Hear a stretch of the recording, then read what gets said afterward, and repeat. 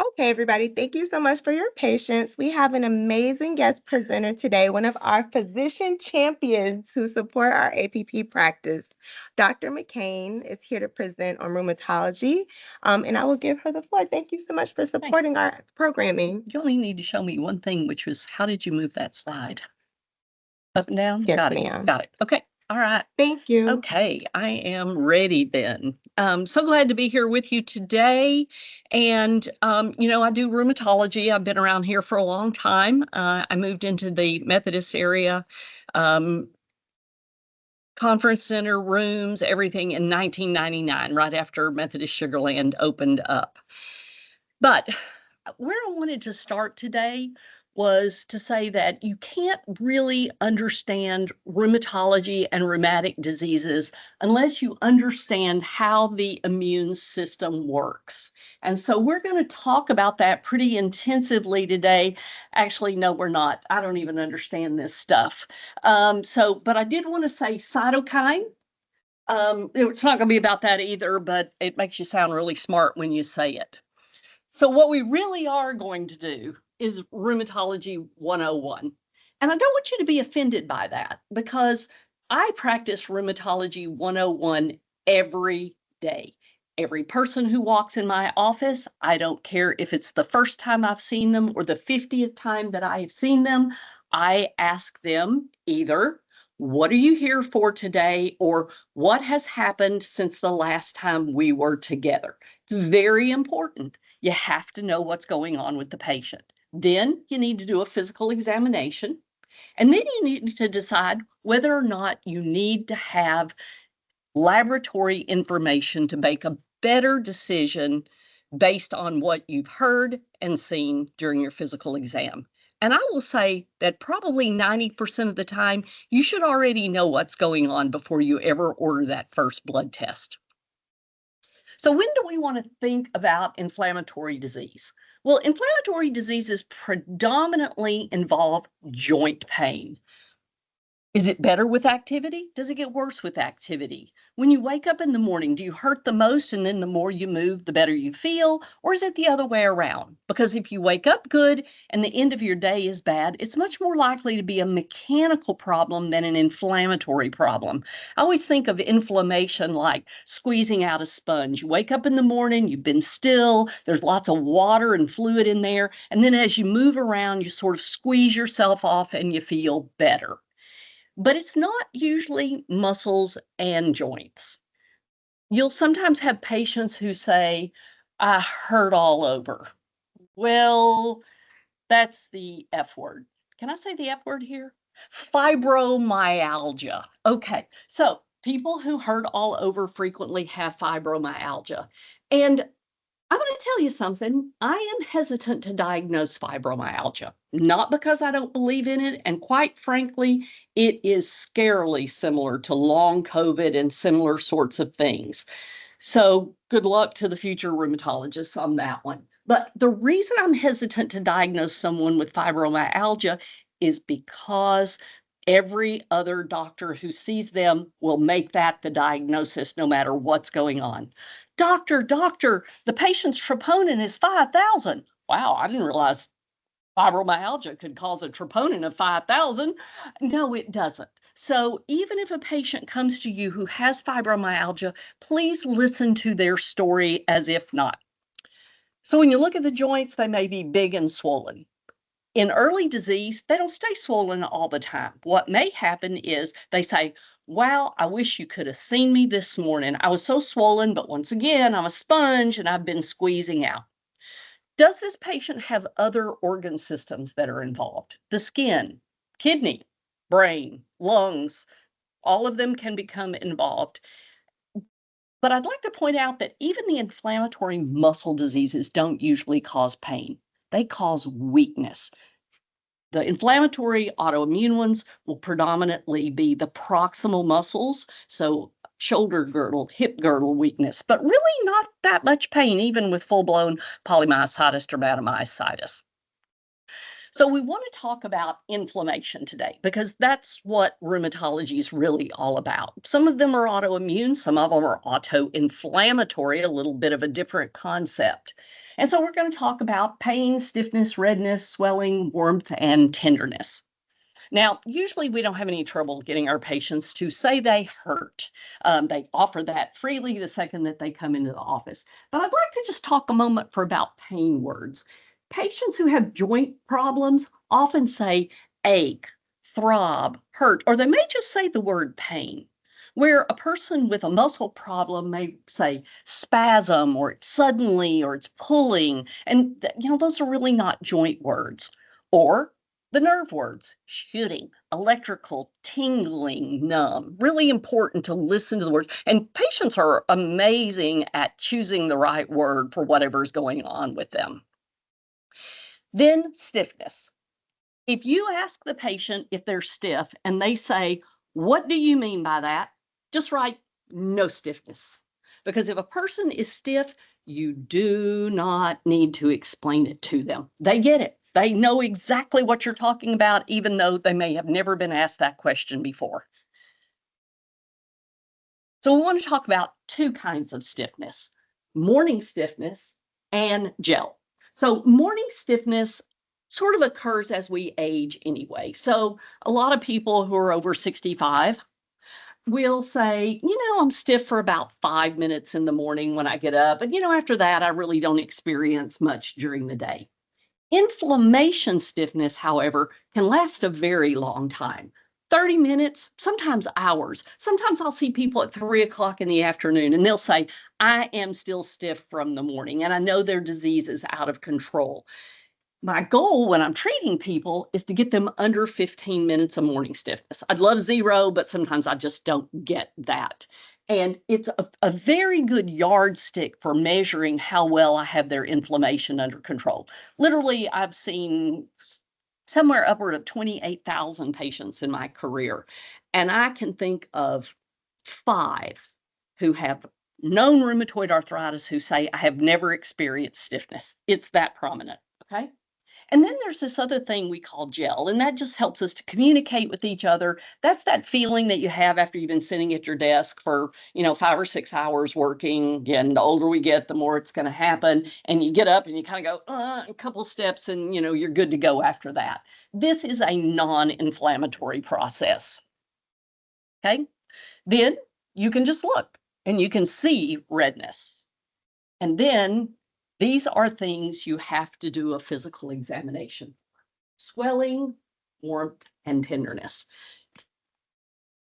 I can't stress it enough. You absolutely have to touch the patient. If you don't touch them, then you don't know what is going on with them. It's a feeling. You can't see warmth. You have to feel it. You have to. If you don't know what it is, don't touch it. If you don't know what it is, for dang sure. Oh, I'm so sorry. That's from my dermatology lecture. We'll move on from that. Now, I would say that all 3 of these look pretty dadgum close to each other. If you were to just kind of look down at the patient and go, yeah, that looks like rheumatoid. But I'm going to tell you that's 3 different diseases. This one is not inflammatory. This one is osteoarthritis. And when you touch that, it's going to be a rock. It's a hard rock. When you touch this one, which is the rheumatoid patient, it's going to feel spongy, that wet thing that happened during the night. It just is completely different. And then this is psoriatic arthritis, which is a band-like disorder because it involves not only the joint, but the tendons and ligaments around the joint. So there'll be sometimes a more fusiform swelling, and you can feel that. And they'll often say, it hurts when you're touching the parts that aren't my joints. In fact, I'd go so far as to say that psoriatic arthritis is really more of a tendinopathy than it really is. It's technically the word is enthesopathy than it really is an arthritis per se.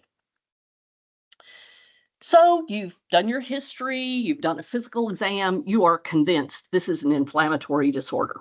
And we're going to order some labs. And I'm going to venture far enough to say that I think these are the labs that you can order. You don't have to order all of them, but that you don't want to be doing a lot more than this when you first see the patient. So we have inflammatory markers. We're going to talk more. Those are your C-reactive protein and the erythrocyte sedimentation rate. Then your autoantibodies, rheumatoid factor, anti-CCP, ANA, SSA, SSB used to be called Rowan Law for all the old people in the audience, and then anti-neutrophil cytoplasmic antibodies. If you think it might be gout because it's a monoarticular presentation, you can do a uric acid. And I encourage you to do urine analyses on your patients, kind of almost no matter what they come in for, because you'd be surprised the amount of information that you can get off of that. So let's talk about the C-reactive protein. C-reactive proteins rise and fall very quickly. So if a patient's only been sick for a couple of days, you may see that as the first inflammatory marker to come up. I do want to warn you about something, which is that the normal range is lab and machinery dependent.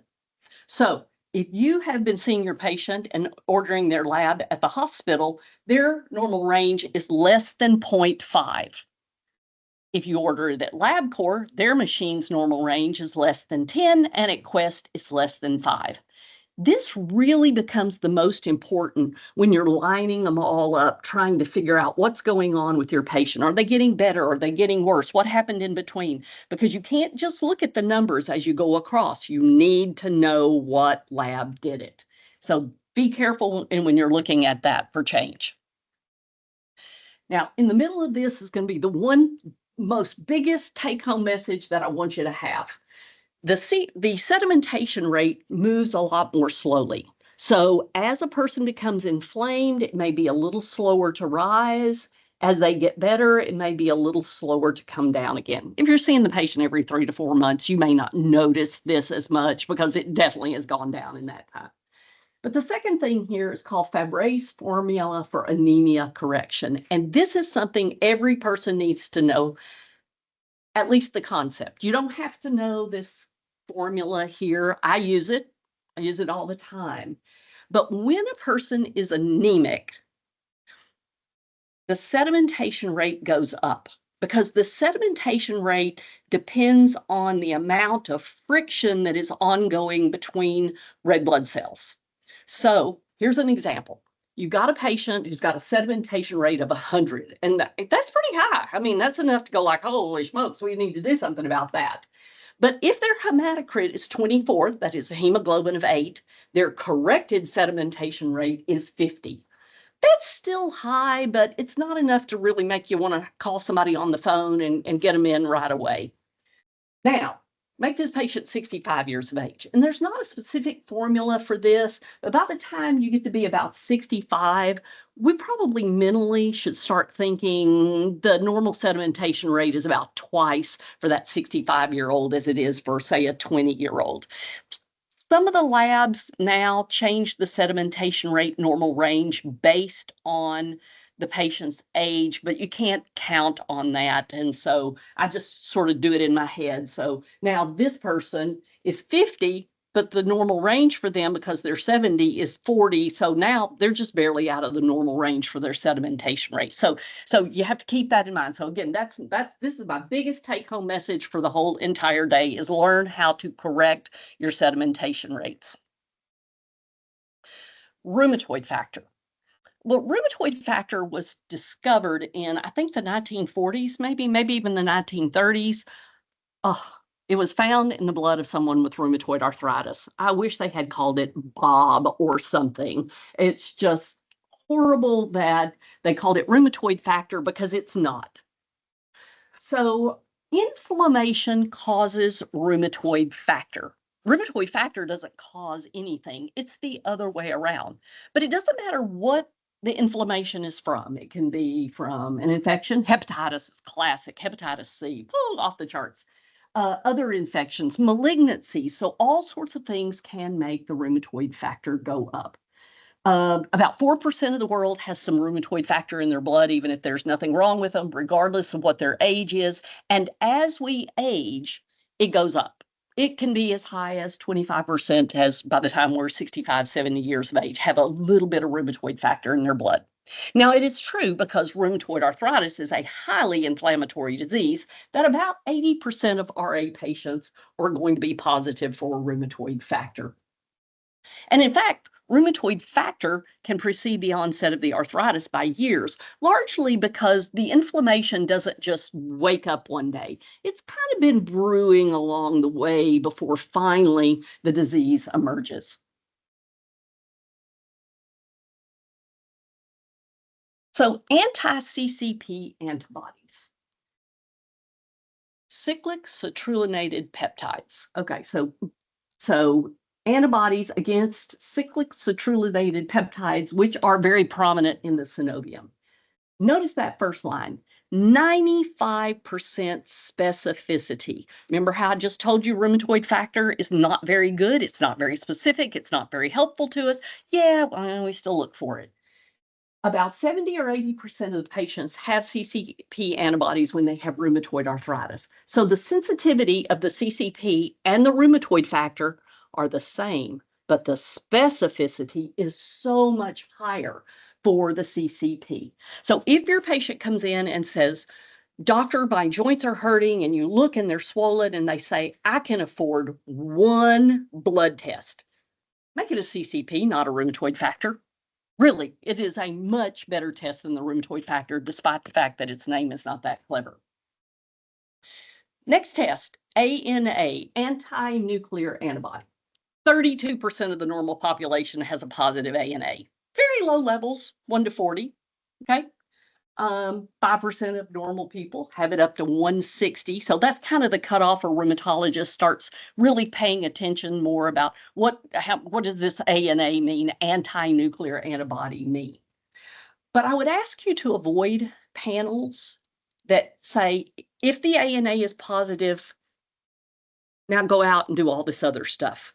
Because the lab will take an ANA of 1 to 40 and spend $8,000 doing autoantibodies that may not need to be done. That doesn't mean that they don't need to be done, but I just don't do it that way. I do not, in my little click box on Epic, I do not have an ANA reflex to a panel thing. So I just never do it because of all these false positives up here.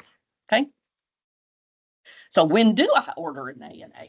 Well, if I've got a patient with unexplained cytopenias, lupus, we'll do lupus in these words. ANA is not a lupus test, but the ANA can be positive in people who have leukopenia, specifically lymphopenia. That's the big one for lupus. Patients who are anemic, patients with thrombocytopenia, patients who show synovitis on their physical examination.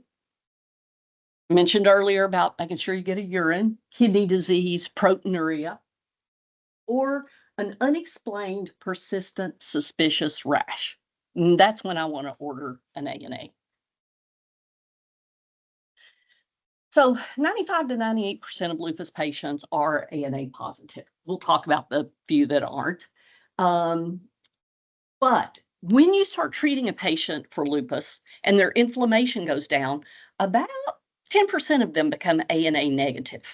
So don't make the mistake of, and I'll be honest with you, once I establish the diagnosis, I really never check their ANA again unless I think they have a new disease. I don't check it to say, oh, I wonder if their lupus has gone away. A negative ANA is not going to tell me that. So I don't do it. And then let's not forget about drug-induced syndromes. The positive ANA, I used to say, well, we used to use hydralazine, but it's kind of making a comeback. I'm seeing a lot of nephrology use hydralazine for hard-to-treat hypertension now. Procainamide, an old antiarrhythmic we don't use so much. Minocycline. I got bit by that very early on. A kid who was being treated for acne with minocycline, but he would only take it intermittently. So he kept having lupus and then not having lupus. And what would happen was when his acne got better, he would stop taking his minocycline, and I would think he wasn't sick anymore, and then here it would come back again. TNF inhibitors, this is really important for us because we start out with a patient with rheumatoid arthritis and we end up with some other diseases. Any other antihypertensives and even the PPIs have been associated with drug-induced ANAs, which is a little bit different than a drug-induced lupus syndrome. Okay. So these antibodies are a little bit unique compared to our other ones. First, when you have that ANA negative lupus, remember I told you somewhere between 2 and 5% of lupus patients don't have an ANA. What do they have? They have SSA and SSB antibodies because these antibodies are in the cytoplasm. They are not in the nucleus. Therefore, it is not an anti-nuclear antibody. But probably what makes them the most unique is they are actually pathogenic. They are not an epiphenomena that just occurs in the association with the disease, but they actually cause things to happen. Systemic lupus, Sjogren's syndrome can both have SSA, SSB antibodies, and ultraviolet UVB activates those antibodies and causes subacute cutaneous lupus, but also causes what we call neonatal lupus. Because there is a passive transfer of SSA and SSB through the placenta into the unborn child, they're born with SSA, SSB antibodies. Now, fortunately, we now can do that ARUP lab tells me exactly how much they've got and what their risk is. And so we can be pretty good at predicting. But neonatal lupus can be both cutaneous signs and congenital heart block. Fortunately, people with way more skill set than I do can put in a pacemaker in an unborn child. Pretty amazing stuff. Pretty amazing stuff. The thing you have to worry about though is if their bilirubin is elevated, and lupus women sometimes have premature births, the Billy lights or ultraviolet light, and they activate the SSA and make them more likely to get cutaneous lupus. Fortunately, this is the cutaneous lupus part is a temporary syndrome because within 6 weeks or so, all the maternal antibodies are now gone. And so they don't have permanent lupus and they're not more likely to get lupus when they grow up because of that. But these antibodies can also be seen in some other situations, primary biliary cirrhosis, the antiphospholipids can be associated with them, and scleroderma. Okay. Well, what about the urine? So, typical urine dipstick, and then what they do is, if indicated, they flip over and they look at it under the microscope. Okay. I order both a urine analysis and a uroprotein creatinine ratio. Why do I do that? Because they do not always concur with each other. And I want to point out this right here is that if the protein dipstick is negative, but the protein creatinine ratio shows that their protein is elevated in their urine, I want you to think about monoclonal gammopathies because kappa or lambda do not show up on a dipstick. Only a whole protein does. So they can have multiple myeloma. They can have kidney disease. It's very common for autoimmune patients have monoclonal gammopathies of uncertain significance, MGUS, and you won't pick up on that if you don't do the urine protein creatinine because it won't show up on the dipstick. Here's a little bit of random lab stuff, but very important because I can't tell you how many patients I've seen misdiagnosed through the years. The AST and the ALT can come from the liver, but it can also come from the muscle. So if I get a panel and all the other liver tests are normal except AST and ALT, I do a GGT, which is liver specific, and I do a CK, which is muscle specific, and that gives me an idea of which thing that I am dealing with. Alkaline phosphatase. Once again, I've got a isolated elevation of the alkaline phosphatase. Can come from bone. It can come from liver. So I can do alkaline phosphatase isoenzymes and figure out whether or not the next thing I need to do is a whole bunch of liver tests or a bone scan. And then point out pseudothrombocytopenia. The purple top tube that we do, the CBC on has citrate in it. And some people's blood is sensitive to citrate. Now, we're not putting citrate in them, so we don't really care about it in them. But you can repeat the platelet count on a blue top tube, and you may discover that they just are reacting to the stuff inside the tube. That's important because once they are like that, they'll probably be like that the rest of their life. So I use the little sticky note on Epic to say pseudothrombocytopenia. So it reminds me that every 6 months I don't go, oh my God, her platelets are low. What am I going to do next? I just go like, oh yeah, whatever. Okay, so I do want to talk a little bit about diseases. That's very important that we get a bit of an overview of what's going on. I chose to pick osteoarthritis first because it's our most common disease. Well over 50% of the world population is going to get osteoarthritis. It's probably the longer we live, the farther up it's going to go. And we've always thought of it as a non-inflammatory wear and tear sort of thing. You know, if you got your car tires for 50,000 miles, they start to wear down. It's probably way more complex than that. We're beginning to understand that the majority of the population is missing some growth factors that help us to repair our cartilage. I'm sure some pharmaceutical company is going to give us a drug to do something about that. Osteoarthritis may be asymmetrical or symmetrical. Most of the time it's going to be asymmetrical, at least the presentation they'll have a bad knee for a few years and then finally the other knee gets involved, or hips. Spine, common. In the hands, we're going to be the distal interphalangeal joints and the proximal interphalangeal joints. I'm not sure why different kinds of arthritis choose what they do, but they do, and that helps us because otherwise they'd all look alike. Very rare for osteoarthritis to affect the MCP joints. So if you're seeing something there, kind of, expand your differential diagnosis. It doesn't mean they don't have OA2 because 50% of us are going to get that no matter what. Okay, spine, neck, yeah, common. Okay, and so this is what it would look like on an x-ray. Remember, I called osteoarthritis the hard rock?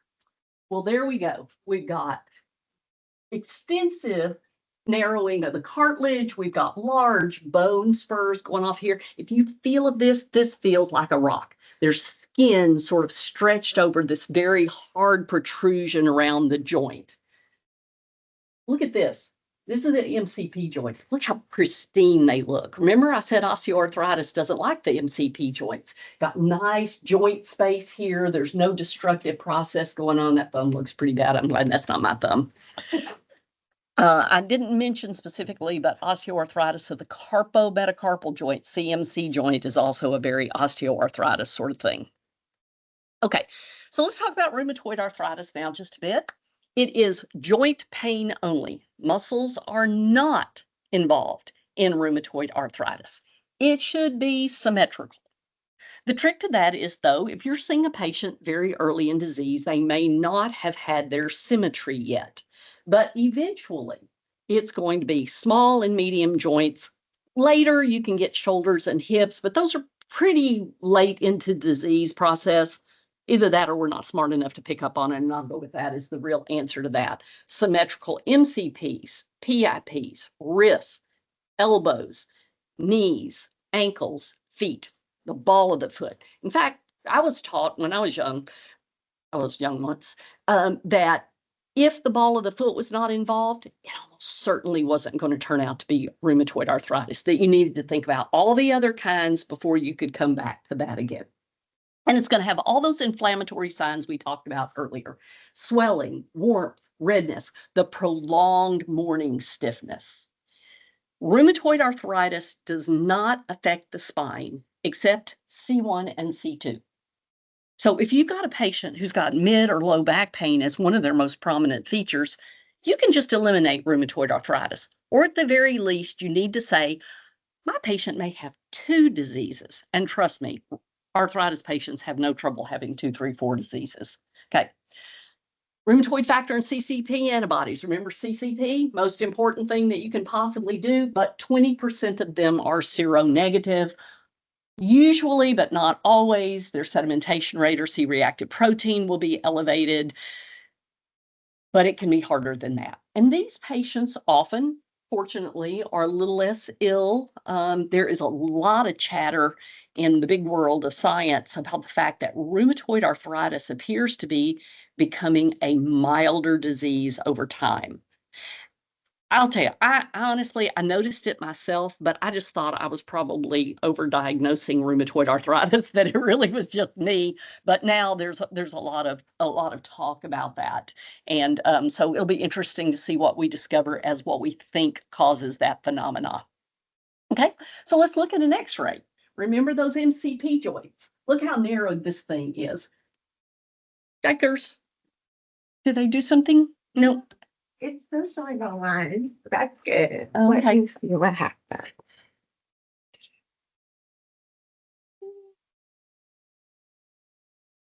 She's fixing us.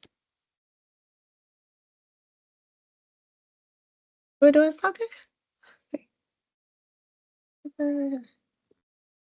Let me see. X. Stop sharing. Okay. So everybody saw that X-ray that I put up there, and I'll just talk about it while she's Okay. trying to get that back up and online. Is that the MCP joints, the cartilage was narrowed, and if you looked at the edge, what you would see were erosions. I always think of that like, you got this sandwich and you take that first bite out. It's coming along, it's smooth, and then all of a sudden there's a big chunk missing out of the bone. You're going to see that really prominently in the MCP joints, especially the second and third one, and a lot of times in the wrist as well. The CMC joint itself often looks like it's involved, but it's not, because what's really happening is that they got concomitant osteoarthritis of the CMC joint.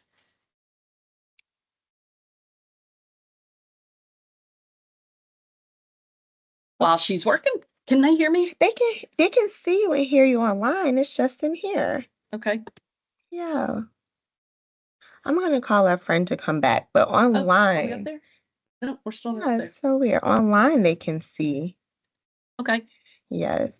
Well, And they sorry, said they guys. can still see and hear online just Okay, fine. they can see it here and hear Yes, online. ma'am. I'm Okay, all gonna right. work So on getting it back now all up. it My takes is me getting apologies. organized in my brain about where I am. Okay, all right. So the next group of disorders I want to talk about are the seronegative spondyloarthropathies.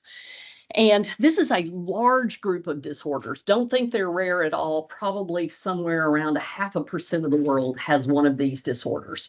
They're sort of common bond is that they are somehow associated with a gene called B27. Genetic types are kind of like blood types. Blood types are only on your red blood cells, and genetic types are on all of your cells. And certain HLA genes cause you to get different disorders. Now, what's unique about this group is that the problem may not be right in the joint itself. In fact, the problem tends to occur, the source of the inflammation, if you will, occurs at what we call the enthesis. The enthesis is the point at which the tendon or ligament sticks to the bone. And that's where the hot spot is. So patients who have this get heel pain, plantar fasciitis, Achilles tendonitis. But again, remember that picture earlier where the patient had sort of this fusiform swelling because the tendons were so involved. It's often asymmetric. Once again, PIP and DIP, skipping those MCP joints because they are rheumatoid arthritis. And the spine is very involved. The spine is very active, and sacroiliac joints right here, which makes me think right now, I should say, if your patient says to you, my hip hurts, my next thing is I say, would you mind standing up and pointing at your hip? Because you will be surprised at where people point. Your actual hip joint is really more groin central. When you have pain in your hip, it often radiates straight down the femur. But oh, women will often choose here, which is their trochanteric bursa, or here, which is where their sciatic notch is, or here, which is where their sacroiliac joints are. So I don't usually have this problem with anything else, but when they say my hip hurts, I make them point at it so that I know so we're all on the same team on this. Okay. This group of disorders is predominantly a lower extremity and is often associated with inflammatory eye disease, such as conjunctivitis or uveitis. So here are the most common ones. Ankylosing spondylitis, this is kind of funny. When I went to school, we were taught that 95% of AS patients were males. It's 50-50. Women got this. Oh, yeah, you're probably carrying your baby on your hip too much. Yeah, no, they had AS too. Now we have a subgroup called non-radiographic because we realize that these patients may not have changes on their x-rays for 30 or 40 years into their illness. We don't want to be waiting that long to make a diagnosis of what's going on with them. Back to the history. The patient tells you, my back is killing me in the morning when I get up. But after I move around for a while, I get better. Okay. And it doesn't shoot down their arm, it stays in the spine. Psoriatic arthritis, interesting. You can have psoriatic arthritis without psoriasis. I mean, I go, which came first, the chicken or the egg? There's an association of those two things. I'm not sure it's as straightforward as cause and effect because I have literally seen patients who had psoriatic arthritis for 30 years. They kept seeing me and I kept saying, I'm sorry, sorry. And then one day they go, oh, look, I have psoriasis now. I'm like, I told you. Reactive arthritis is interesting. Reactive arthritis comes on typically after an infection. Foodborne most often. Salmonella, Shigella, Yersinia, Campylobacter. It can come on with sexually transmitted chlamydia as well. So what happens is you get this infection, the immune system gets all geared up, and about 6 weeks after that infection, you suddenly have conjunctivitis, the pink eye, arthritis, predominantly lower extremity asymmetric, and urethritis. Now, in men, that is most prominent because their urethra is longer and they're more aware of those symptoms. Women have a lot of UTI-ish sort of symptoms all the time. They may be less aware of that. Often affects the sacroiliac joint, couple, just a short, interesting story. There have been 2 major outbreaks of reactive arthritis on American aircraft carriers. You got 5,000 guys that are all eating out of the same spot. Salmonella goes around. 7% of the population has the B27 gene. And suddenly, on one day, you have 350 men all get arthritis and the pink eye on the same day, basically. Okay, same day. That was a little over, but still, it became this happened 2 different times. Enteropathic arthritis is the one that we associate with Crohn's disease and ulcerative colitis. May you never get it. And hidradenitis suppurativa is basically an autoimmune reaction to your own sweat glands. So you get what look like boils in your armpits and groin area, which is where a lot of times underneath the breasts as well. But those are the most prominent, and it's a horrible disease, and you do not want that. Okay. Now, if you're saying to yourself, oh, but rheumatoid's the really bad one. Well, get over it because I'm going to tell you there is nothing worse than a bad psoriatic arthritis. This person has a subtype called psoriatic arthritis mutilans. Mutilans, because it mutilates you. And I have 2 women whose fingers are about this long because they had this when they were younger. Look at this x-ray. The bone is just completely eaten away. The Achilles tendon coming off because it has so eroded into the heel. So, you know, if somebody gave me a choice, oh, would you rather have rheumatoid or psoriatic arthritis? I would pick rheumatoid all day long. We don't get those sorts of choices, but still, I just want you to understand, don't think those patients aren't sick. Systemic lupus. These are the main things you want to think about. Rashes. I'm going to show you a rash in a minute. Rashes come in several different types. Discoid, those are the ones that are round. They're often, they're very, very scarring. So you don't kind of come back from discoid. If you get a discoid lesion, it leaves a scar there. It's often off in the scalp. There won't be a hair coming out of that thing, and it never comes back. I have patients who are completely bald from discoid lupus, not one hair left on their head. Subacute cutaneous lupus, little round, scaly rashes. Yeah, might even look like a little fungal infection of some sort. They go away with time if you treat them appropriately. They are photosensitive, especially the ones who have the SSA, SSB antibodies. We talked about those earlier being activated by ultraviolet light. And I will actually, because my patients will frequently ask me, can I go out in the sun? Yep, no problem. Bye. They don't have SSA, SSB antibodies. If they don't have the thing that's going to cause them to be photosensitive, why do I want to take that away from them? I mean, I always usually throw in, but if it turns out to be a problem, I'll take that back later. And then the butterfly rash. We've all seen the butterfly rash. We're going to look at it in a second. oral and nasal ulcers chronically, pleuritic chest pain, and we're going to say both pleurisy and pericarditis because the inflammation occurs on the lining itself of both of those places. The arthritis, it may be symmetrical. You might see inflammation, but they may talk more about the pain and you not see the inflammation. So arthralgia versus arthritis. Other things, Raynaud's phenomena, they're all fatigued. There was a paper one time that said, if my patient's lupus is in remission, why are they so tired? Unfortunately, that article had more about the way people complain than it did about answers to that question, and we still don't have them. And then they had this ANA. We talked leukopenia, lymphopenia, thrombocytopenia, anemia, hematuria, proteinuria. So basically, lupus can attack anything that it wants to. I forgot to put brain up there, but I should have. Okay. So let's look at the butterfly rash. But I'm going to tell you, only one of these is lupus. Hey, they look a lot alike. How am I going to tell the difference in that? One of these patients has rosacea and the other one has lupus. But I want you to look right there. See that little clear spot? That's called nasolabial sparing. And lupus patients do that. They can have the most florid, intense rash all over their face. Never say never, okay? But this will be your clue that you may be dealing with lupus is this little clear spot right there, nasolabial sparing, okay?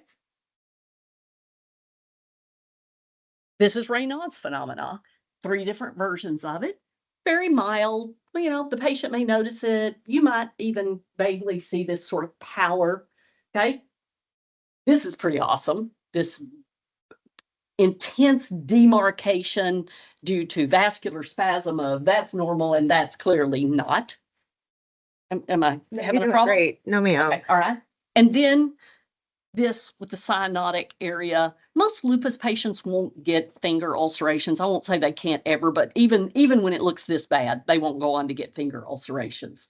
So the classic Raynaud's is 3-phase: pallor, cyanosis, and then after the event is over, redness, flushing of the tissue that had previously been cyanotic. So that's the classic 3-phase. Most patients aren't going to have the classic 3-phase Raynaud's phenomena. And then let's look at the arthritis.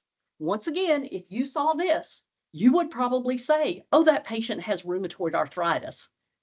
This other hand looked exactly the same until the patient put their hand down and pushed, because the changes of Jacquard's arthropathy of lupus is that it's reducible. You can push those joints back over. If this is rheumatoid, they're not going anywhere. You can shove all day long because you've got subluxation of the joint and all that. This is more of a tendinous sort of problem here, but you can just pick their fingers up and move them back where they belong to begin with. Jacquard's.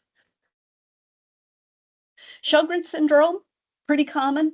Dry eyes, dry mouth. They may have enlargement of their parotid or lacrimal glands. I'll show you a couple of pictures. They have very nonspecific musculoskeletal pain. In fact, you'll find that a lot of patients who have Sjogren's syndrome have a concomitant diagnosis of fibromyalgia, because they kind of hurt all over. We're now thinking that a lot of people with fibromyalgia or whatever really have small fiber neuropathy. This is a disorder that we diagnose it by a skin biopsy and then staining and looking for nerve fibers. Check back with me in 10 years. We'll know a whole lot more about that. They have fatigue. They have some of the worst fatigue. Their fatigue is worse than the lupus patient's fatigue. They are just exhausted. They can get very severe lung disease. They have renal disease. They can get brain disease. But only about 80% of them have antibodies in their blood. The rest of them, you got to take the history, do your physical exam, and figure out what it is that they have. So this is a patient with really ginormous parotid glands. I don't think any of us would miss this when we did our physical exam. But I want to tell you, they're not going to show up like this. Your parotid gland is right in front of your ear, and then a little tail of it comes back behind the earlobe. When you do your physical exam, you should be able to feel the bony angle of the jaw. If you can't feel that, or once again, kind of like when we were talking about the joints, it feels like there's a little padding over it, the parotid gland may be enlarged. So nice try, but that's not how they show up in your office. And then the lacrimal gland that becomes inflamed in Sjogren's syndrome is up here under the upper lid on the outside. So you just take the lid and you just lift it up like this and see if a big chunk of grapes comes falling out of there. And that's another physical sign that you may have Sjogren's syndrome. However, I would say that the majority of your patients, especially the older ones who come into your office and tell you that they have dry eyes, do not have Sjogren's syndrome. Instead, what they've got is meibomian gland dysfunction. Your tears are made of oil and water. What happens with your hands if you wash a lot and you wash all the oil off of them? They become dry. So if you don't have enough oil in your tears, then the water part, if you will, dissolves, gets dried out, and it feels horrible. All you have to do is pull the lid down. You might want to get your ear speculum out, and so that you can increase the size of it so you can see a little bit better. But the glands should look like this. And then the oil comes out along here. And then as you start to lose them and they get stopped up, I want you to think of this as like acne of the eye. Okay. You get pimple heads here. It stops the oil from flowing. And eventually you lose those altogether. We could do a whole series on just meibomian gland dysfunction. Some of these patients, though, can really improve their situation by using hot packs on their eyes. If you go to YouTube, Berkeley, or Berkeley Center of Ophthalmology has a really nice YouTube video on how patients can help, again, hot pack the eyes, squeeze them, try and get that oil to flowing again. Scleroderma, can't miss that one. Whew. See what I put up there? Call me. Raynaud's phenomena, really severe. They can start losing fingers. Heartburn, reflux, really severe. Skin changes, tightening of the fingertips. They kind of start to have a tapered look to them. Telangiectasias, little blood vessels all over their face. Sometimes you can even see them inside the lips. Very interesting. And pigmentary changes. Okay. These people get interstitial lung disease, and they get it a lot. So very early on, you'll find us doing pulmonary function tests, CT chest, and echocardiogram on a regular basis. Echocardiogram, by the way, is the best way to pick up on early pulmonary hypertension.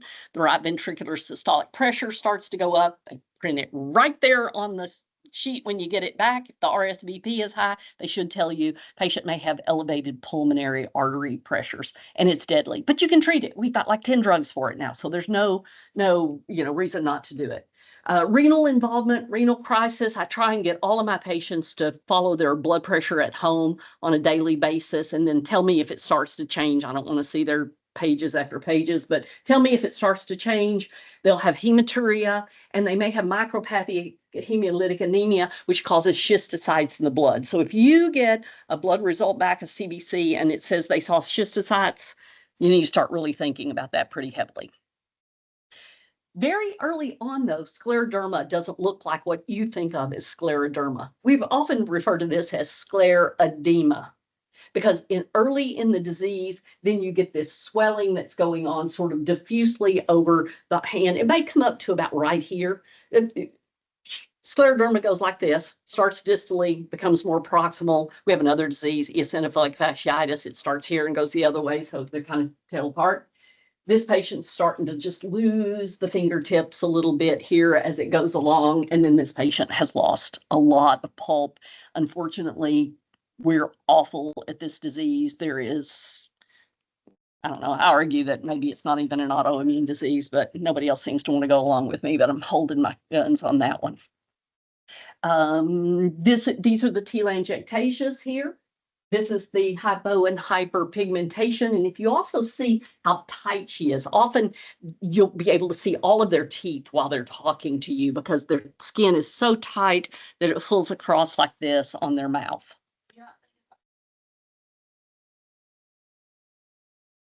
I think that it might be a genetic disorder of collagen, predominantly. I don't know. You won't find anybody to go along with me, but I'm sticking to my guns.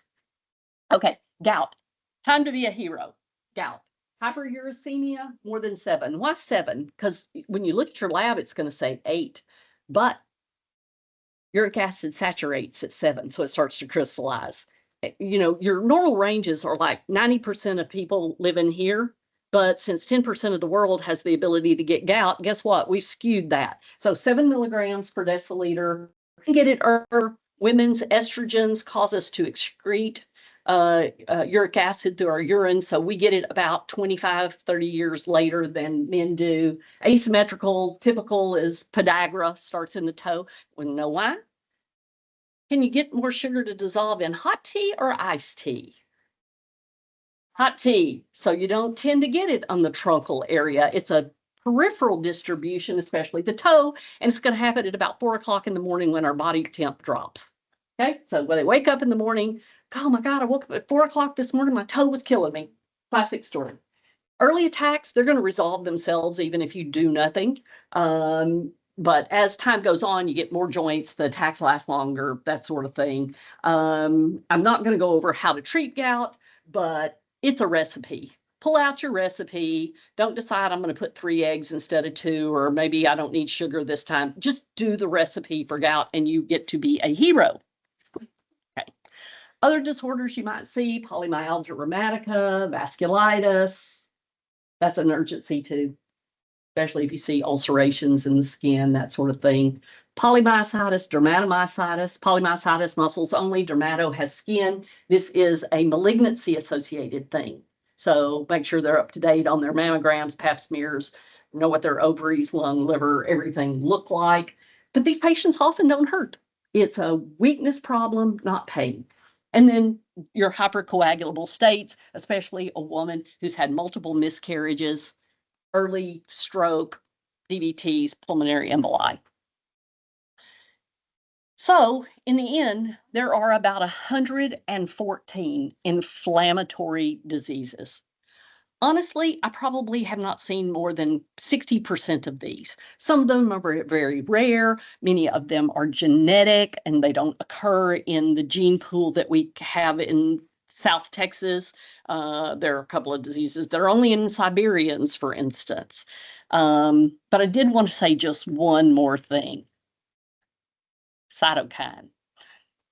Thank y'all.